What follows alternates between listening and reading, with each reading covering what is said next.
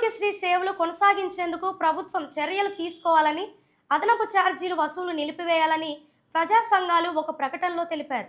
రాష్ట్ర ప్రభుత్వం పేదలకు వైద్యం అందించే దాంట్లో భాగంగా ప్రవేశపెట్టిన ఆరోగ్యశ్రీ పథకం ఆయా హాస్పిటల్లో యజమానులకు ప్రభుత్వం చెల్లించాల్సిన బకాయిలు చెల్లించలేదని నేటి నుండి హాస్పిటల్లో ఆరోగ్యశ్రీ సేవలు నిలిపివేశారు.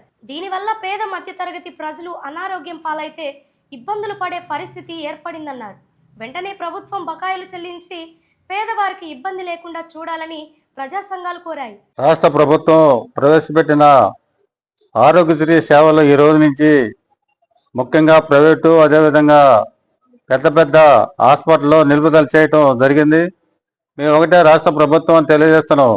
అయ్యా ప్రభుత్వం వారు మీరు మరి విమానాల్లో తిరగడానికి విదేశాల పర్యటనలో కూడా పెద్ద ఎత్తున కోట్లాది రూపాయలు ఖర్చు పెడుతున్నారు. మరి ఇక్కడ ఉన్న ప్రభుత్వ హాస్పిటలే కాకుండా ముఖ్యంగా ప్రైవేట్ హాస్పిటల్లో కూడా ఆరోగ్య సేవలకు సంబంధించిన బకాయిలు మరి మీరు ఎందుకు చెల్లించలేదు, చెల్లించాలని అదేవిధంగా మేము ఒక డాక్టర్ల గారికి మేము ఒకటే తెలియజేస్తున్నాం.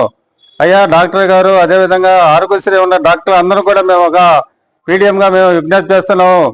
మరి ఆరోగ్యశ్రీకి సంబంధించిన పరీక్షలకి దాదాపు కంటి పరీక్షకు కానీ ఇతర పరీక్షలకు కానీ ల్యాబులు కానీ అదేవిధంగా స్కానింగ్ కానీ మీరు వసూలు చేస్తున్నారు.